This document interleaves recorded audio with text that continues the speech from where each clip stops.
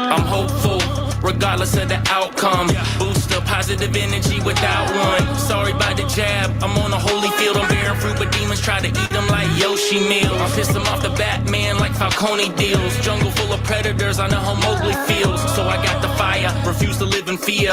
I can spot suppliers, eating fresh shrubs. Call me private label, I be leaving breadcrumbs. That's right, episode 267 of the Permaculture Pimpcast, where PIMP stands for Permaculture is my passion.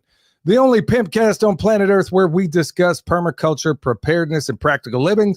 And I suspect tonight with this guest, we're going to be talking about profligate prostitutes in the media and a number of other things. So this episode, as always, brought to you by Hickory Ridge Soap from twooldcrowshomestead.com. Look, my favorite flavor of all they sell is Sharp Dressed Man. That's my new favorite. And it might go a long way in turning that simp into a pimp that you might be married to. This stuff works, y'all. I'm telling you. Also, the Living Soil Foundation is something we started as a 501c3 to basically fix up. Look, we know where the problems are, and we're going to talk about some of them tonight, but we are one of the few people out there that know how to fix it, and that's exactly what we're doing at Living Soil Foundation. So we've had a number of people that have already donated, and can't thank you enough. But we're going to need more, and we're going to need a lot more before it's all said and done, because unlike the other people involved in remediation, we are actually doing the testing to absolutely certify that what we're doing is effective. Okay, coming up March 18th through the 22nd, Shalom Temple is going to have a 5-day immersion event. And judging how my guest is going at about 1,000 miles an hour right now, she might want to attend that thing, because it's going to be one of those ways to kind of decompress and get rid of all the toxins in you that may be out there. We had Jax on the other night, and the other night before then, I talked to Barbara O'Neill and Jonathan Otto, so they're also going to be at that event. So, folks, if you need to go out there, if you got some healthcare issues, and you don't want to go to the mainstream medical model, these are the people you want to talk to, and I'm going to be talking to more of them in the future. Also, May 2nd through the 4th, I'm going to be at both of these events, y'all, and I'll be speaking at both. Mountain Readiness, they're going to be dropping a whole lot of tactical information out there, and folks, you're going to want to be there for that one also. I mean, we got everybody from SEALs, Rangers, Green Berets, some of them active duty, all of them out there. I mean, even CIA guys and former Vietnam era guys that are going to be teaching some unbelievable classes, and you're not going to find anywhere else. Before we go into my guest, I want to remind you, EMP Shield, $50 off with promo code PERMA, and somehow I think I got, Michelle, if you were able to hear me right now. Okay, we had a little bit of a glitch there. EMP Shield, $50 off with promo code PERMA, and remember, Redemption Shield. Remember, I'm G'd up from the feet up, y'all. You know how I am into this biohacking. I'm all about grounding, getting that natural sunlight, all that good stuff. You can find all those links down below. I wanted to handle the housekeeping up front because I don't want to mess up things with my guest. And with all that said, I want to invite Ann Vandersteel to the program. How you doing, Ann? Oh my God, Billy, great to be with you. What a great show you've got already. I'm already entertained, and I haven't even been in it for 3 minutes. It's awesome. Hold steady, because before it's all said and done, I think we're going to be entertaining ourselves. Well, I tell you what. That's the plan, man. That's the plan. Well, I tell you what, right now, the chat is already blowing up. And by the way, folks, if you're coming in right now on YouTube, I know our massive audience is on the podcast space, but if you're coming right now, listening to the live program right now on YouTube, please do us a favor, hit that thumbs up, tell everybody we're live so they can start suppressing us immediately, because people don't want this information out that Ann's going to be talking about. So, Ann, this is probably, there's going to be a number of people that are new to the work that you present, but you've cracked and have blown apart some massive stories, whether it was down in the Darien Gap or whether in my neck of the woods. Folks, if you don't know, I'm in Western North Carolina, and I believe you're out here right now, right? That's right. I'm at a friend's house. I'm actually in the bedroom where I'm staying because there's a dinner party going on right now. And I didn't know they were going to do a dinner party as sort of a pregame warm up for our documentary that we are just launching a series of here in North Carolina. So I'm hiding in the back room doing a podcast. It's like bootlegging, you know, but I still see people, I got to go bootleg a podcast right now. So you have to excuse me. Well, when you get out there to your guests, make sure you tell them I'm sorry for breaking up their Black Panther party. So Yeah. So, all Power you to the people, subversives. baby. That's what's going on these days. Power to the people. That's right. So, yeah, tell the rest of the infidels, along with, give them my regards. That's right, Um, baby. all right. So, yeah, why don't you give it a little bit of background about yourself, and then we're going to jump right into it. Yeah. So, first of all, awesome to be here. Thank you very much for the invite. And I'm a citizen journalist.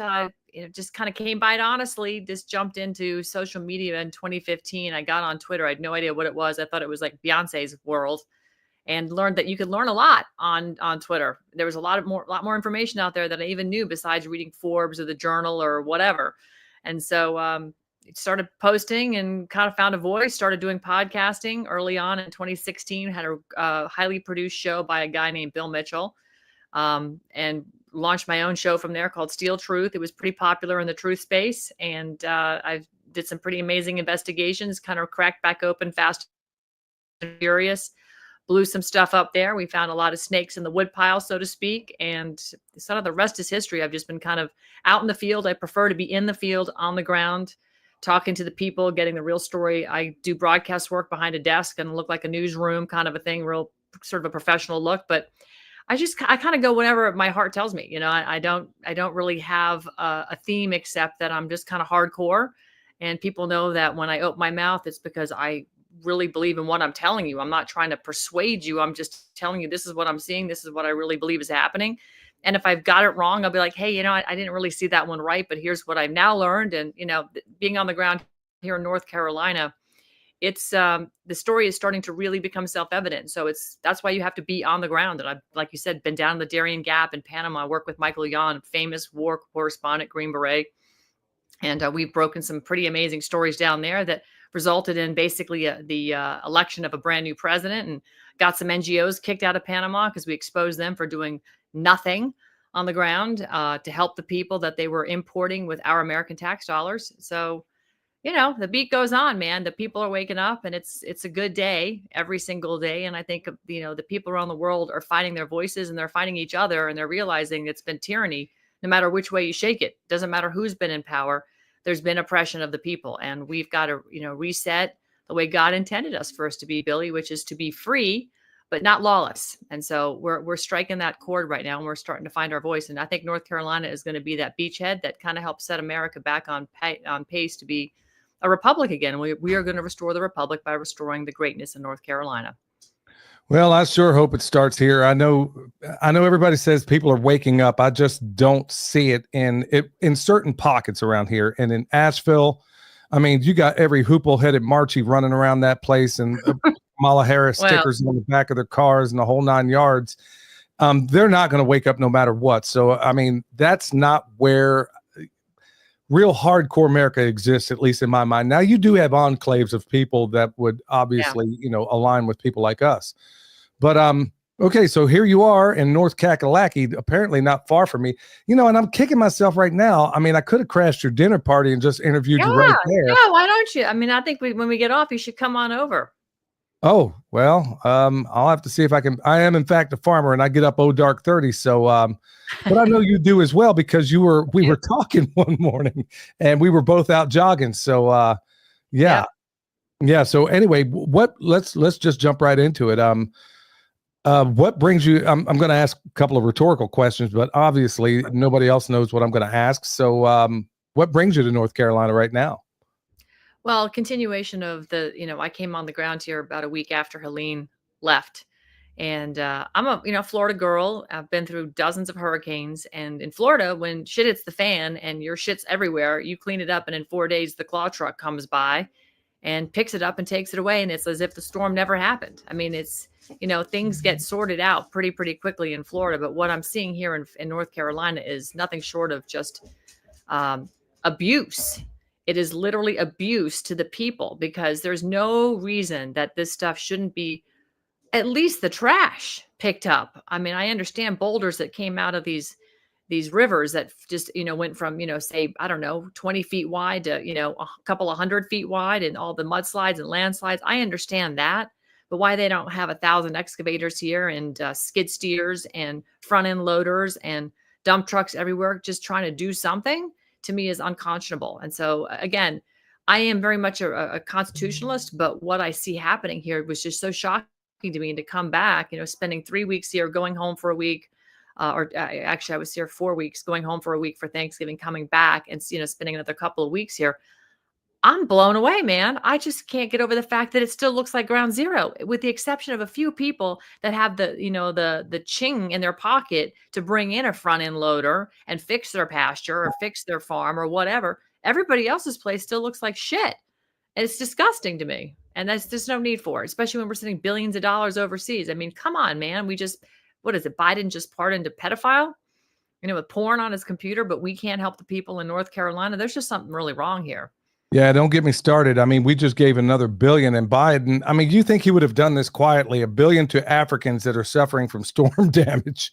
I mean, it would almost be laughable if it weren't so doggone tragic, but I can't thank you enough for coming up here. And, I mean, there's some behind the scenes things that Ann's doing that, me and a number of others are working with her trying to, she has a pretty wide platform and a way to get a lot of this stuff out and in ways that maybe us by ourselves cannot do, but collectively, all of us putting this stuff out here, we can get it to the people that matter, hopefully. But right now, it just seems if you feel the collective consciousness of all the people that I see around here, yeah, it's like they've pretty much resolved themselves to think, okay, nobody cares. I mean, absolutely nobody cares. And I can't thank you enough for keeping the light on what exactly is going on here. And you got a big event coming up. Why don't we just jump right into that for the people that may have to leave early? Okay, sure. Yeah, thank you for that. We're launching our first in a series of documentaries about what is happening on North Carolina. And generally speaking, this is a global war on resources here in your state, but the resources aren't just what's in the ground, it's the people. It's your personal freedom. And they want everything. They want to jam you all into, and everybody, they want all of us in these 15-minute cities. And so the documentary that we're doing is called Ground Zero, North Carolina, Fighting Globalism to Restore the Republic. And, I think, like I said earlier, North Carolina is that opportunity, sort of like Rahm Emanuel said, never let a good crisis go to waste. Well, North Carolina is in serious crisis between the massive money laundering that the machine that came in here called FEMA. I mean, let's be real. Their main function is continuity of government. But what they did and when they came in here is, just their security, people they hired, Strategic Security Corp, $7.5 million contract, and they worked for 6 weeks. And they had, a bunch of bumbling idiots that were armed at gates that, simply served no purpose. They were hiding an operation that was not an operation. They brought in all kinds of equipment, like they were going to have hundreds and hundreds of people here helping the good people of North Carolina and coordinating on the ground. Nobody saw anybody. It was very few people saw anybody. And most of the FEMA people you saw weren't even real FEMA. They were part of some NGO that was repping for FEMA to help you fill out your paperwork so you get your $750 loan. It's just disgusting to see the fact that the American people are being just bullied by the federal government. And the fact of the matter is, all this is being done under the auspice of the National Defense Authorization Act that was re-signed by Obama in 2012. And you've got the DOD and the Department of Energy that have been authorized by the NDAA to spend millions of dollars into companies like Albemarle, over $160 million between those two agencies without any congressional oversight. Zero. Congress did not approve that money. That money went straight from an executive order from Joe Biden's desk right through to those agencies. And there's 35 agencies that these 6 executive orders that Biden signed are all the happy recipients of billions of dollars. And so, again, bypassing congressional oversight, which means they're bypassing you and me because supposedly Congress represents us. But you know what I'm saying? It's just such an affront to the entire way our government is supposed to work while the people suffer. They spent $500 million and they've put 42 people in trailers. 42 people, 42 trailers got deployed for that. Hello.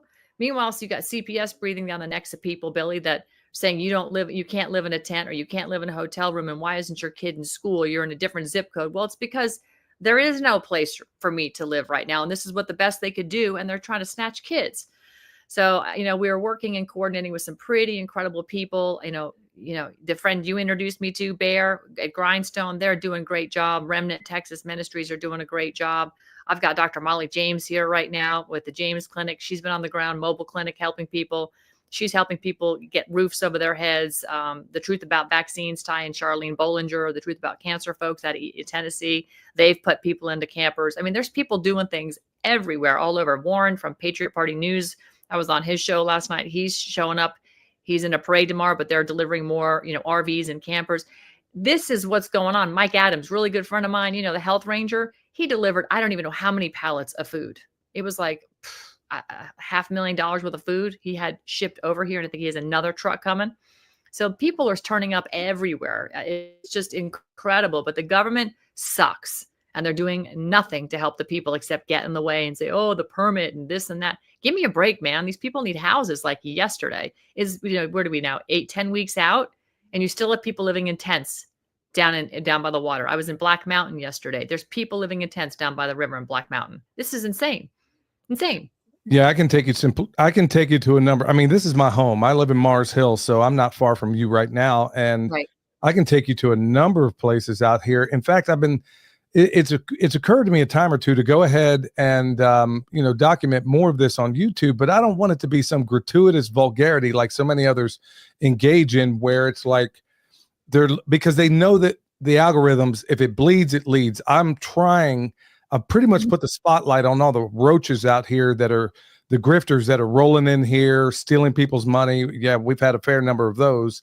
Mm-hmm. I've done that sort of thing. And now my focus has been entirely on how do we remediate, because like you said, you got Mike Adams over here dropping off food. You got Bear rescuing people. You got yourself completely, absolutely blew the lid wide open. And I'm not shocked that the national media barely even whispered anything about it. But what you covered regarding those FEMA camps should have been front page news everywhere. Yeah, right. And barely a whisper out there. And as a little side note, hey, by the way, folks, if you're coming in right now, once again, hit that thumbs up. And also, Michelle, we got a couple of penis wrinkles in the chat. Do you mind, setting them on their way out? Because, look, folks, I'm all about good discourse.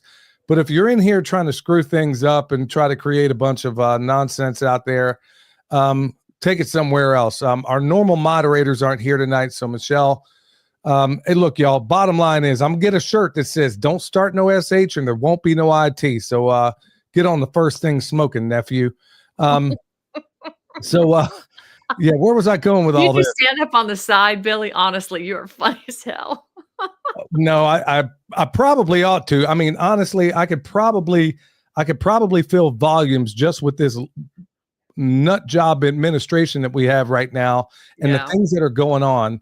I mean, if it weren't so freaking tragic, I mean, you could almost make a comedy out of this. I mean, I've never seen this. Is like straight out of Apple Dumpling Gang with Don Knotts. I mean, something. It's just so crazy. You can't even make a script up like this. But okay, I'm sorry to get so sidetracked here. Let me just kind of circle back because I want to go to your event right quick. Now, is this going to be open to the public, and are there tickets available? Well, they're free. Everything's free. I don't put anything behind a paywall with this stuff because it's too important to be out there, and everybody needs this information. And as I said, it's the first one in the series, and every part of this global war on resources is dissecting what are all the resources and what are they really trying to do, and how can North Carolina rise. So this one is going to focus on the people, the tragedy, the resilience in the North Carolinians, and FEMA. We focus on FEMA. I touch on the weather modification issues. I touch on whether there is or isn't, but I touch on that. I think everybody kind of knows that answer. And I talk about, CPS a little bit, but I don't go into big detail. We are going to break these subject matters down in future episodes. But a lot of time is spent just showing everybody what this place looks like all over the place. And it's bad. It's just, it's tragic, absolutely tragic what's happened in this beautiful, beautiful state. So Tuesday night down at Avery Airfield, we have tickets available. If you go to AmericanMadeFoundation.org/movie, AmericanMadeFoundation.org/movie. We are giving away free tickets if you want to come and see it. Otherwise, it will be streaming on my channel on Rumble and on YouTube. And you can find my Rumble channel at Ann Vandersteel. I'll have it on X as well, on Getter. It'll be on Spreely. And then if I've got other partners and out there in new media that are going to stream it as well. And I'm happy to give it to you if you want to pop it in and stream it too, Billy. We'd love to have you stream it. So Yeah, it'll be on a lot of channels called Ground Zero North Carolina.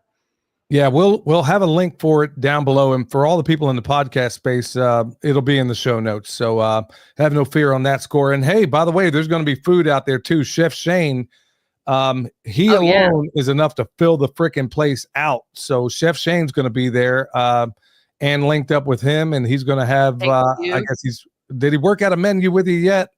Oh, yeah, I can pull it up if you really want to get you salivating, but I don't want to get you, I don't want to sidetrack you. No, don't do that, because every time I talk about Shane's food, I start salivating like Pavlov's dog. So we can't have that on the air. So, but No yeah, doubt.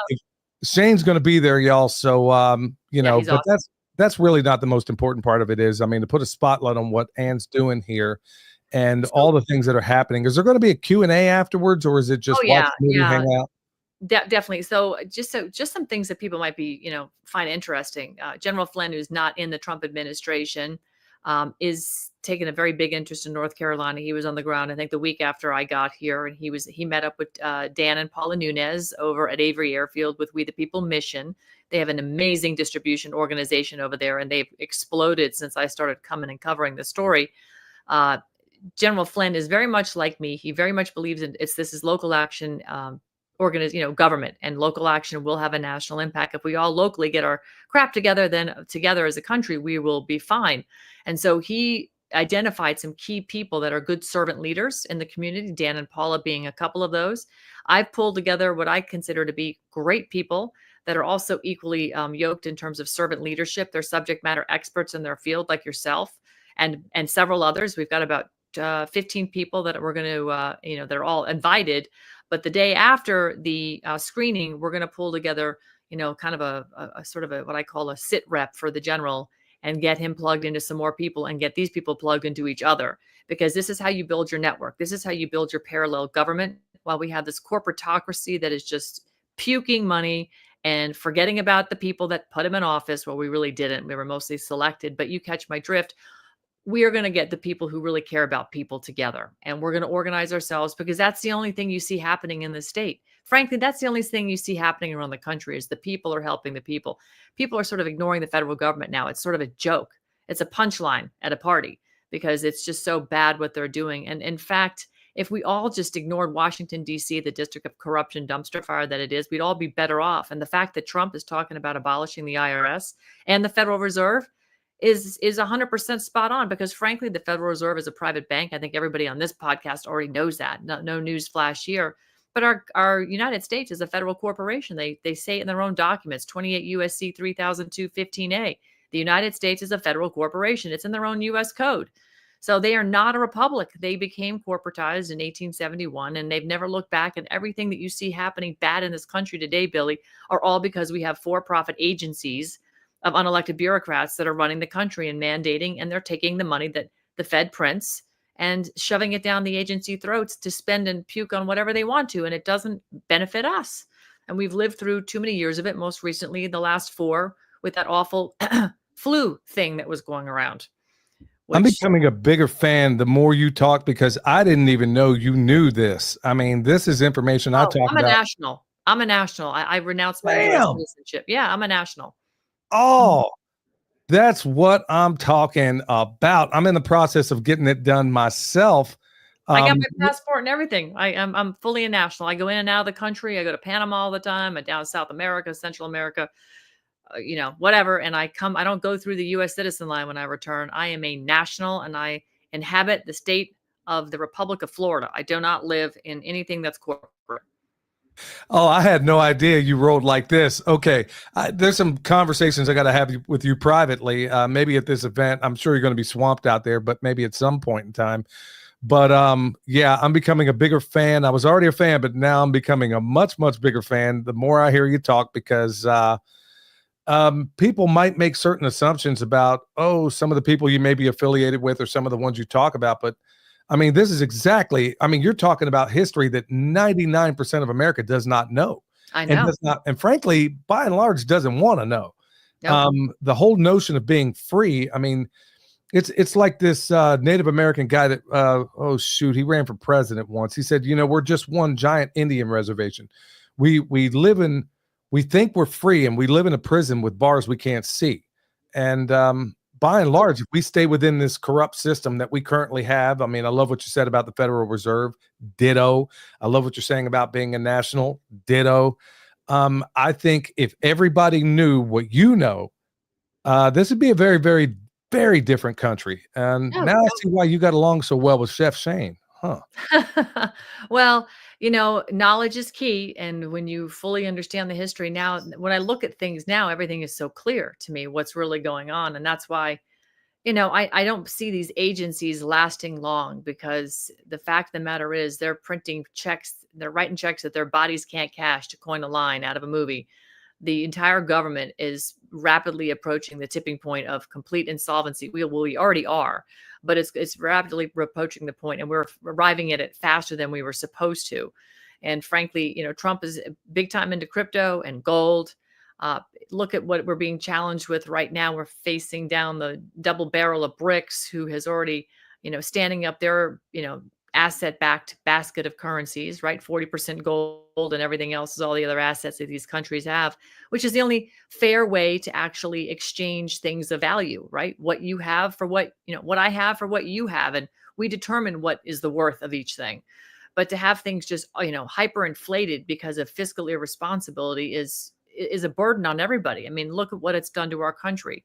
We have now become a wasteland and a repository for the dregs of society as we import more and more people across this border, because again, we don't have control of our government, and we, the people, allowed this to happen, by the way. Despite the fact that Jimmy Carter in 79 changed our entire mode of education with the Department of Education and erased history and took civics out. Besides that, we should have been paying more attention. But we got, they really did psyop us really well after World War II. They got us very wealthy, and we enjoyed the wealth and our riches, and we took the eye off the ball. In fact, we were laughing today before having, appetizers with some friends outside about how this feels like the 60s right now. And I said, shoot, we're going to roll into the 70s. I hope this goes quickly, because I can't go through 10 years of complete chaos. I said, but the 80s were fun. And then goes, well, someone said, well, what about the cocaine? I go, well, 80s without the cocaine was fun.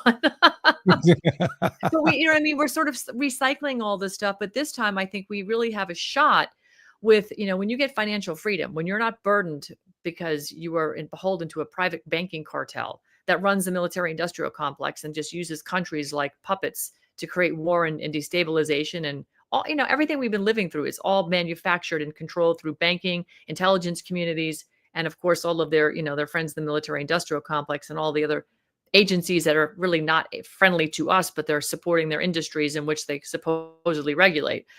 Once we shed ourselves of this fake corporate government and that U.S. code nonsense, we get back to the standing up of the republic with a constitution, this country is going to be on fire. Nobody will keep up with us. That's how we got to this point. And then we let it erode over the last, 100 years. So it's time for a change. And I think people around the world, Billy, are seeing that, and they are recognizing, look at Britain. Britain's going into civil war. Lula's in trouble in Brazil. Even the Brazilians took down their HARP array. I don't know if you knew that. They took down the entire HARP antenna array. The Brazilians rioted and just destroyed HARP down there. They took the antennas down. So people are getting it, and they're like, screw this. We the people, God made us free, and we're gonna fix it. I just think it's a global kind of revolution happening. It's cool. Man, not without danger. I don't even know where to start. I mean, you dropped so many tactical nukes of fantastic information, Aaron. Okay, let's go to the HARP thing. Dane Wigington, I would say at this point, is probably a really good friend of mine. And in fact, I was talking to him the other night regarding, I'll tell you what, ever since I interviewed him, I mean, I had no idea how simpatico he and I were going to be in so many different ways. And so we just talk from time to time just to kind of chew the fat and what's going on. And of course, nobody follows any of this stuff more than Dane, and can just, just like that, let chapter and verse when it all happened, what happened. Now, I've been singing from day one. Now, okay, Ann, let me back up a little bit. I don't know if you noticed it or not. There was a solid 3 weeks following this whole disaster, which I think you and I would agree was probably engineered, almost certainly engineered. And I Definitely. think Dane has basically provided the proof that they basically seeded this thing and then they used the antenna arrays to steer this thing. We had Hmm. the equivalent of 2 years of all the water that goes over Niagara Falls in 2 hours in this place that never gets hurricanes. The whole reason I moved here is because of the fantastic weather, and in all seasons, by the way. Yep. And so here we are. I mean, what's your research turned up regarding any of that, or have you turned up anything? Oh, I'm so glad you decided to blow open Pandora's box. Thank you so much for that. So, since the 50s, the United USDA has used a substance called polysodium acrylate, and PSA, polysodium acrylate, is used to enhance the moisture content in soil. It has been used in farming since I said the 50s, backed by the U.S. Department of Agriculture. Whatever. The point is, polysodium acrylate is also used in cloud seeding. And obviously, if it holds more moisture, your clouds hold more moisture. So, PSA not only is fantastic if you want to seed clouds and just generate a crap load of moisture and rain or snow or whatever, but interestingly enough, did you notice that a lot of that rain really hit the areas where mining is predominantly, Huh. I guess and we just had that a coming. yeah, it's just so interesting how that happened. But, Hmm. because of course, all that land that got eroded and flooded off and washed away, if there was any sort of, I don't know, endangered species that you might be worried about, well, it's gone. If you want worried about your home and your land and property, well, it's gone too. So kind of makes it easy if you want to redevelop that land. But I digress. Polysodium acrylate is also used to separate mine tailings from ore. Hmm. Hmm. What is mine? Let's see, quartz silica, and they are wanting to reopen the Piedmont Kings Mountain lithium mine. Interesting. If you're prepping mines with the same chemical compound that makes your mining more efficient and expeditious to separate the tailings from the mined ore, that's interesting. And did you know that Sibelco, which actually was very good I talked to people in Spruce Pine that have Sibelco mines there, their corporations there. It's a Belgian-owned company, 90% owned by Belgian. Did you know that Sibelco, which was generous to the people that were, injured in Spruce Pine and lost things, but they also invested $200 million to increase their mining throughput and output by 30% over the next 100 years. So I think that's interesting that, the world's finest quartz silica is increasing their production, obviously with AI and all of the things that quartz silica is used for. It's important, but that it got so hit and hammered with the same compound, polysodium acrylate and cloud seeding, that would separate the feldspar from the quartz. It's just really interesting. When you look at that, and then you also analyze the fact that like a town like Spruce Pine, inside the jurisdiction of Spruce Pine is a population of 2,200. They have 12 high-speed internet access companies. You can choose from one of 12 if you want high-speed internet access in your town of 2,200. 12. I only have one. We just got a second one, and I live in a town of like over 100,000. Okay. But they have 2,200 and they got 12. All those 12 companies, save one, are owned by BlackRock. The other one is owned by a crown entity. So now you have right of ways in an area where land has been eroded and people can't rebuild. And you have a compound that is expediting the separation of mine and mine tailings. Oh, and don't forget, now I buried the lead. In Spruce Pine, not only did they start in 2022 what's called the Pine Line, which picks you up and takes you to work at the mines. It's a little free transportation shuttle that runs all day long.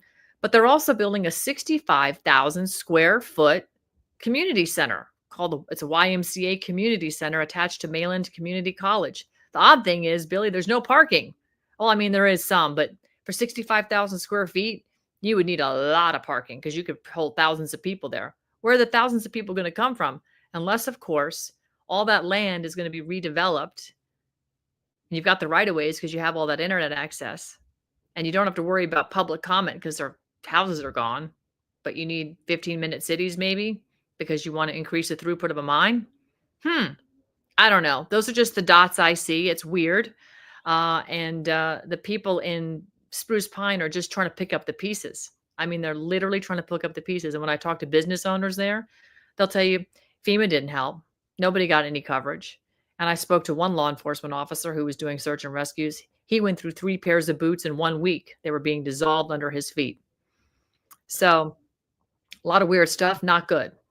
Yeah, and they're telling us it's all a conspiracy theory. I mean, I I'm know. I'm having a hard time just trying to communicate this whole thing. I mean, I guess I didn't finish the point that I was getting to. I didn't know if you noticed it or not while you were up here, but there were 3 solid weeks of the bluest blue skies I've ever Yep. seen in my life. Did you Mhm. notice that when you were up here after that? And then all of a Oh, sudden yeah. now, okay, It's so back. you did see it as well.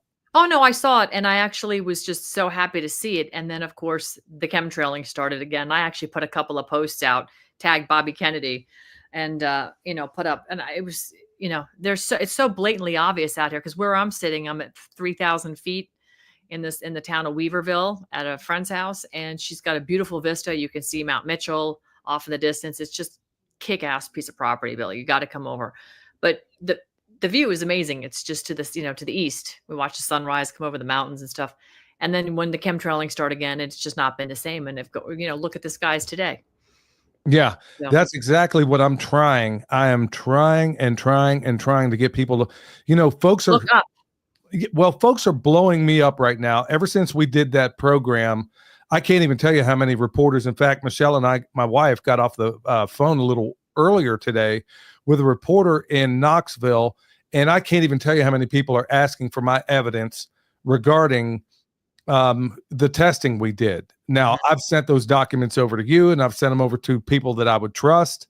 But everybody and their great grandmother is asking me, you don't question when they tell you it's all clear, they don't question that, but they're questioning my documents. And by the way, for any of you folks out there that keep asking for them, look, I'm not going to give you my documents, but I'll give you these NUTs because you ain't getting none of the documents. I'm telling you right now, until you show me evidence, and it better be unimpeachable evidence that you reached out and you got them from places like Mountain True and a number of others that are whitewashing this thing. And by the way, I got some more evidence coming out regarding some of that stuff too.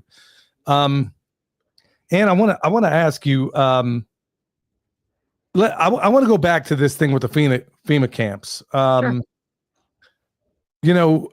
It didn't get anywhere near the coverage that I felt like it should have had. I got to ask, I mean, how on earth did you even find out about it in the first place? I live here and I didn't know about it. Or is that not something you can disclose? No, not at all. No, if it's no secret. I mean, it's right on the Smoky Mountain Parkway. I mean, it's right out in the open. You can't miss it. We were driving around looking at stuff. We were like, what the heck is this? What is this thing? And so I went knocking on neighbors' doors. As this FEMA camp was down in a bowl, and we were up on a ridge by Ridgeway Baptist Church, and so we could see it. You could see it being built. So I went and knocked on neighbors' doors, and they said, "Oh, it's a FEMA camp." And I was like, "Yeah, it looks like that." And I said, "Who owns it?" She goes, "Oh, I think a trucking company." So I immediately looked it up, and this guy Victor Matichuk, he's a Ukrainian, owns it, and he also owns the trucking company next door. But he's got a consortium of Ukrainians, and they all got here and started building property around 2022. A lot of things happened in 2022 to set the conditions for what I see manifesting today, whether it was executive orders, whether it was, proclamations or declarations, or just moving pieces around the chessboard. A lot of things happened in 2022. That Pine line I told you about in Spruce Pine, the transportation free bus, 2022, just, weird stuff like that. And you just, I never think things happen in a vacuum anymore, because they don't. There are no quinky dinks, Billy. There is a plan in all this. I mean, all you have to do is now look backwards in history to see everything they've done to steal our sovereignty, and they put us right back in the maze. We are living in a feudalistic society. Nothing has changed from when King George was running our world 250 years ago, except that we have a constitution that we think is still a viable document, but they're not using it. And they wave it around like it means something, but it doesn't. It means they're just losing it like a trophy, like we own this and you're not getting it back, kind of a thing. So I found FEMA camp just by driving around, I'm with some people here from Remnant Texas Ministries, and I said, "Well, we got to go. We got to go see this camp." And so we went up there and asked a bunch of questions, and that thing went kind of viral. And then some good guys after me went in that camp, and they were able to drive into the camp because they were in a contractor truck with their contractor shirt and contractor, labels on their doors. And so the FEMA people thought they were some of the contractors. Turns out they were just people like me and you asking questions. And don't you know, they got treated pretty hostilely by the same Strategic Security Corp who claimed I was rude to them and I was villainizing them. And I hadn't even started the villainization, but I am now. Screw No, those guys. They lied and they're covering up. And then they sent the police after me the third time I went to another FEMA camp. They actually had the cops come find me saying I was disturbing the peace. And if all my broadcasts were all live, anybody can fact check me. I was very professional, very cheery. I mean, almost too syrupy sweet, Billy, because I didn't want to be accused of being rude or villainizing anybody. But then they called the police because they just don't want people asking questions. That's what I find so incredibly interesting. They don't want questions. And now they're packing up and leaving. They got their money. They laundered it, $7.5 million for 6 weeks of work. Not a bad payday. And they're out of here. Did you get anything, Billy? Did they come no, see you? no, Yeah. no. I mean, nobody's getting anything around here. I mean, honestly, it's the the $750. I mean, first of all, half these people didn't even get it. I mean, and it's laughable. What does that get you? A couple of weeks of groceries these days? I mean, if even that much. It's a screw job up one side, and with the weather that's going on, it's like, look, they couldn't kill enough of us when they brought the storm through, so they're like, okay, maybe we'll freeze the ones out that are left in tents. There's a whole lot of people up here right now that it's almost frustrating when you're. I live here, this is my home, and at the end of the day, it's just a frustration just to get most people to even take a second look. You want to know my details about my testing results, but I can't even get people to look up. I mean, you can't even get people to do basic things and to look after themselves. So I can't thank you enough for basically leaving your home to come up here and help put a light on this thing, because frankly, we need all the help we can get right now. And to that point, I mean, how do you, because you've covered a lot of pretty interesting stories. Like I said, everything from the Darien Gap to you broke the story literally on the FEMA camps and a number of others, but how do you decide what you're going to cover? And I'm asking this, I'm going to lean away from just a little bit, because I want people to know the importance of independent journalism and what people like you are doing. People like, I've been mostly in the farm space, but I'm finding myself having to get into this space again after retiring from it some time ago, simply because the mainstream prostitutes aren't doing it. So, right. I mean, what role do you see it having in America, in the United States of amnesia, in terms of, as Gore Vidal put it, because that's exactly what we are. We don't remember anything. We can't retain anything unless it's a sports score or, something a celebrity's doing. But by and large, nobody's paying attention to anything. But with what you're doing, how do you feel the role of the independent media is unfolding right now in this, in the status quo? I mean, do you even see a role in the future for places like the MSNBC, CNN, Fox News, all the rest of them? Because honestly, it seems like they're playing themselves out. They're not even covering basic things. Yeah, forget it. They're lap traffic. They've been lap traffic for a long time. I haven't turned on mainstream media since 2012. I couldn't take it. I wouldn't watch any of it because I recognize just the fraud that it is. And when you start to see patterns, in the chaos, and you see the big patterns over and over, just constantly, wash, rinse, repeat. I mean, everything that you see happening in the Middle East, we've seen that playbook before. It's just a constant recycling. My good friend Mel K and I are going to do a show called Revisited, because we covered all these things going back in 2019, 2020, 2021. We broke down, Fast and Furious, Benghazi, Libya, and all these quote conspiracy stories, but we explained what it was. We talked about the National Education Endowment. We talked about, Cash Sunstein. We talked about what Obama was doing with the censorship. We have talked about the globalist cabal, the World Economic Forum. We were talking about the WEF and the UN when it wasn't cool. And I know there was people talking about it before that too, but we were bringing it up and elevating it more and more and more with our platforms. I've been deplatformed off everything, including Rumble. Even Rumble deplatformed me like 2 years ago with 70-some thousand subs when Rumble was just getting off the ground. So, there's what is it? Wolves in sheep's clothing all over the place. So I see independent journalism absolutely exploding, and it's going to explode on X more than anywhere else in these days, because Elon, whatever you think of him, at least is giving you an opportunity to speak freely. He's not, of course, a supporter of violence. I even put a post up the other day. I was kind of shocked it stayed up and I didn't even get deplatformed for it. I thought I might. I was like, well, maybe I should take it down. I said, you know what? I'll leave it up, see what happens, because I've been deplatformed so many times. I don't care. I'm not here for the likes and clicks. I'm here to do the job because it's important to me, and I have kids.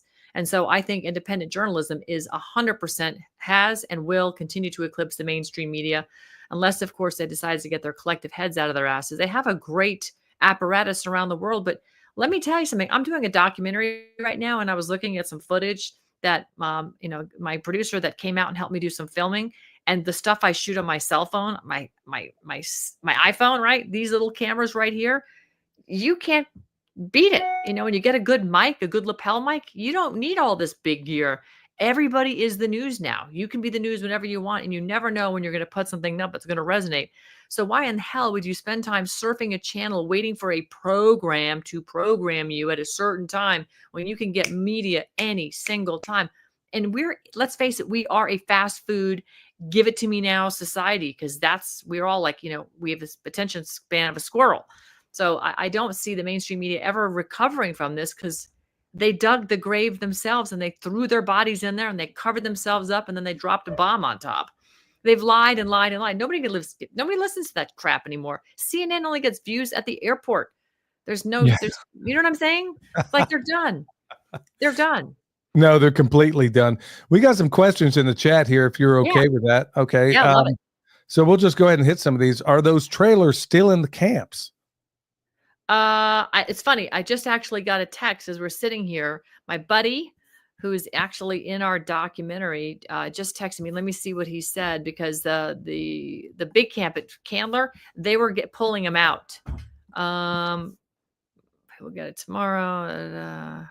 Okay, that was an old text. I was going to drive by Candler today, but I ran out of time because I was on an editing Zoom call with Chris all day, just fine tuning this doc. But they were basically taking all the stuff out of there. It was mostly gone. It went up in 3 days, and it's taken them like 2 weeks to take it down. I guess they're just taking their candy ass time. I don't know. But the camp, there's nobody working there. It's just people dismantling it. So it has been out of commission for over a week and a half, 2 weeks now, almost, I guess. Wow. Yeah, it's been 2 weeks. They started dismantling it. Yeah.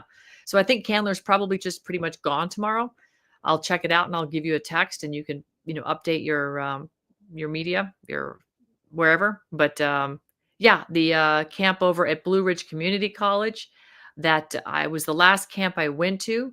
They had military in there, and as the security guards are not answering any questions and telling me to contact their public information officer, and they're sending all these people out. Then they start sending the military out. I go, is the military here? And one of the guys is a Coast Guard. He's like, and then he looks over and he's like, I can't talk. I'm not supposed to say anything, because it's a joke. It's a complete joke. But yeah, they're dismantling these suckers because guess what? They got paid. They made a quote, a show, and now they're gone. They got paid, they made a show, and now they're gone. Well, it's funny you mentioned that, because Chef Shane, you ought to have him tell the story that he dealt with out there about where your movie premiere is going to be. In a nutshell, it went something like this. They were putting a camp together. They needed help. He was looking everywhere humanly possible to go find a place to donate his time. And he has extraordinary skills in the medical arena and things like that. He went out there only to find out that first of all, as I understand it, all of the people that were essentially working for FEMA were all illegals, and they were all on their phones, playing around, doing whatever. He's putting this camp, when he realized, okay, I'm out here busting my butt, putting this thing together, these tents and everything else. And I'm looking at all these illegals standing around on their phones doing absolutely nothing. He got on the first thing smoking. He got out of there. He says, I'm done. So, was that the Belcour? Was that the Belcour folks? I'm not sure, but I will tell you this.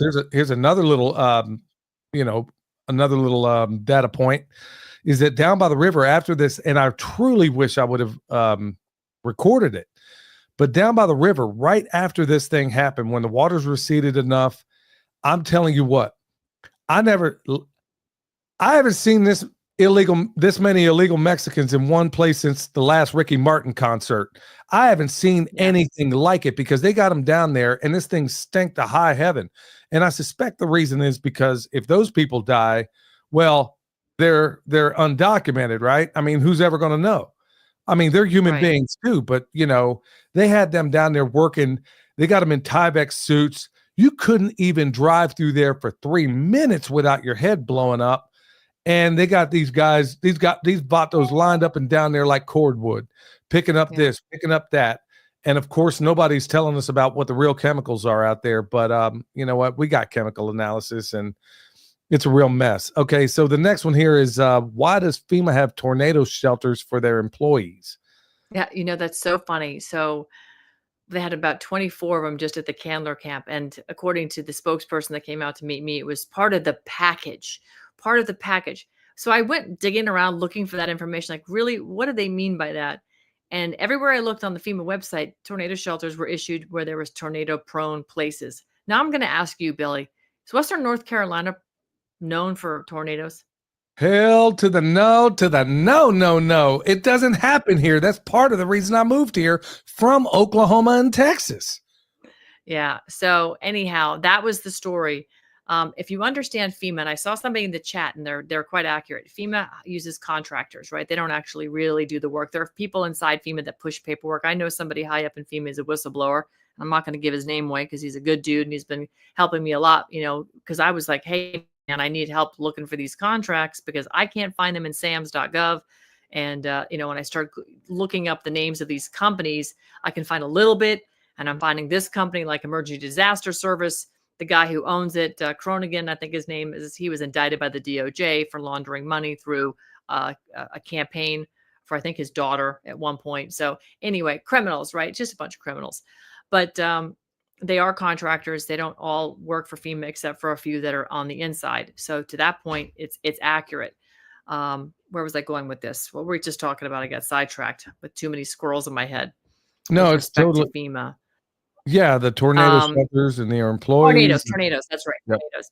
So I went looking that up, and I realized it was just another way for them to launder money, right? Again, you have Strategic Security Corp, just the security guys at these camps, $7.5 million for 6 weeks. It's a woman-owned, historically underutilized business, minority-owned business.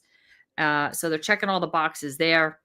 And then you have EDS, Emergency Disaster Service. I haven't seen the total contract number on that baby. But again, these things were all set up. Tornado shelters were brought in. Another company that was going to get paid a contract.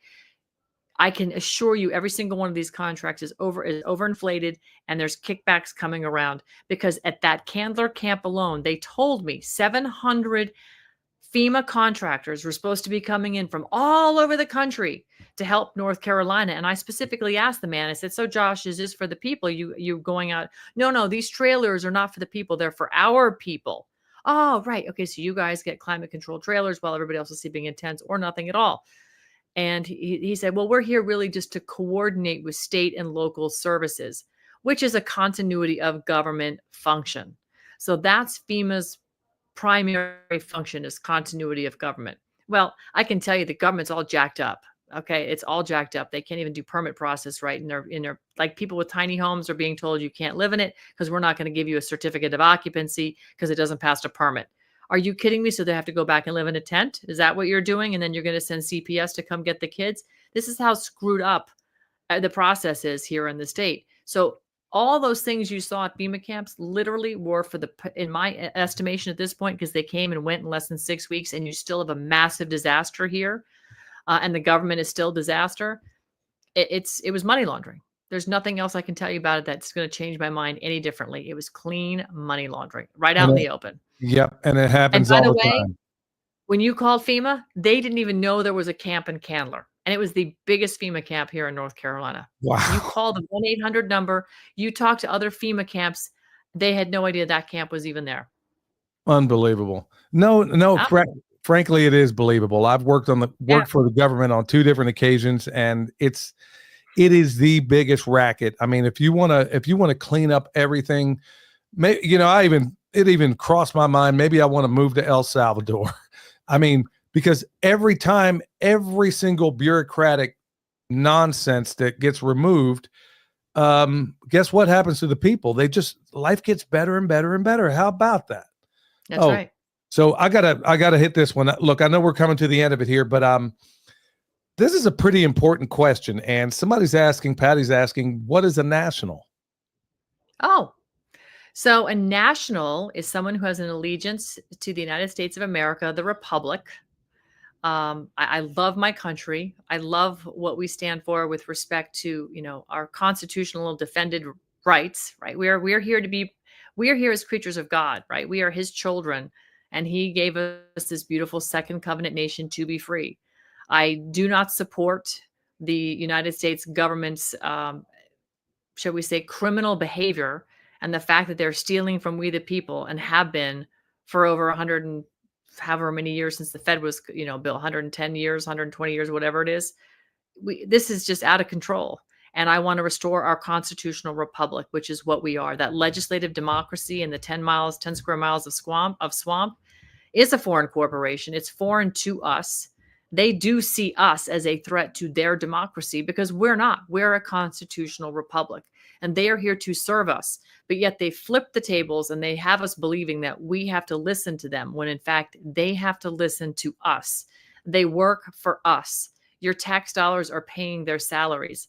We are so far from what we're supposed to be. And so as a national, I want to restore everything that we're supposed to be, which is, basically, get rid of the Apportionment Act and go back to what we were supposed to be as, one representative for every 30,000 people, or maybe 50,000 if we want to be a little bit more current.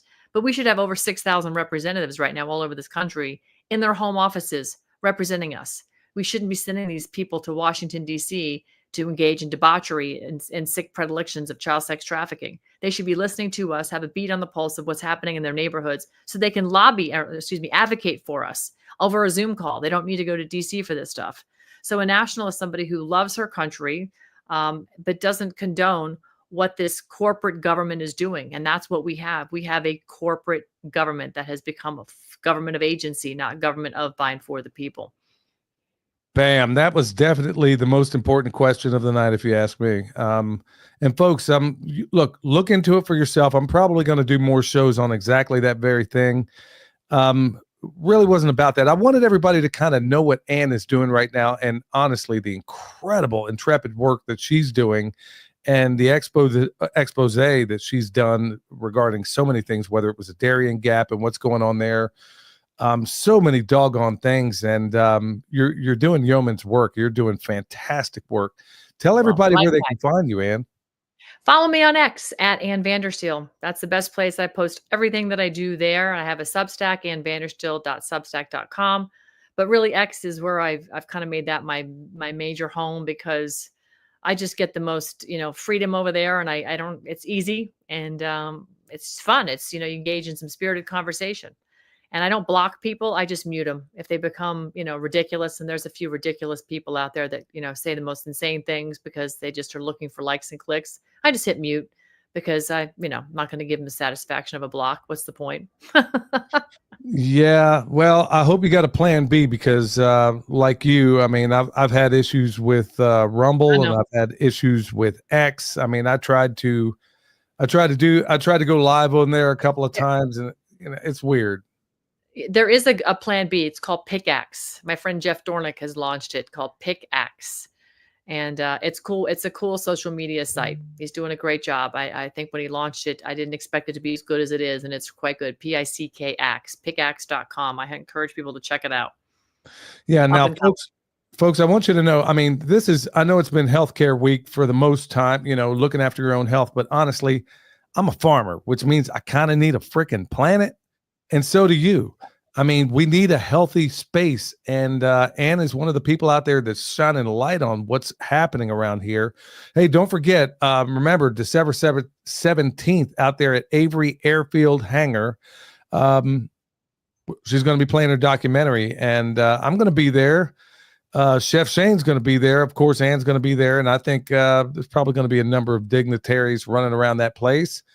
But Look, the door's open, so I know we probably fill that place up just in this audience alone. So, do they need to RSVP at the website, Yeah. or can you just show Yeah, up? we've only got room for like 150 people in this hangar, so it's, I haven't even checked the email chimp today or whatever it is that we've got collecting all this stuff, but it's going to fill up pretty quickly. But it will stream on my Rumble channel. It can stream on yours. We can set it on restream to fire off at a certain time, and everybody doesn't have to come, and but it's fun. It's great to be together, and even if we have overflow, people will party outside. It's like let's have fun. We're all just so tired of not having fun. I'm having fun now, and I'm gonna live it and make it what I want it to be, despite conditions.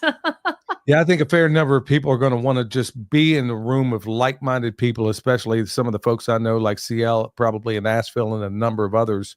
We're Awesome. never, ever, ever going to find a room full of people like all of us. It's kind of hard to find in these mountains. I mean, Yeah. it is and it isn't, but that's a whole nother story unto itself. Well, and I can't thank you enough for coming on this show. And I want to thank everybody in the chat for checking this out. Yeah, thank Sorry, you. I'm a little disjointed tonight, but no, it was a real joy to have you, and I can't thank you enough. Thank you. Thank you so much. I appreciate you. God bless you. Well, blessings to you and yours. And hey, y'all, remember, till next time, stay alert, stay alive. Individual, just a carbon copy, you spitting that manicotti. Yeah, I'm talking saucy. All they wanna build is a prison world full of pet Tamagotchis. Thinking kamikaze got me out of body like I'm Goku SS3.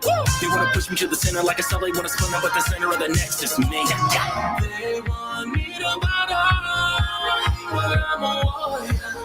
I'm a warrior. I will never bow down, 'cause I'm a warrior. I'm a warrior. They want me to bow down, but I'm a warrior.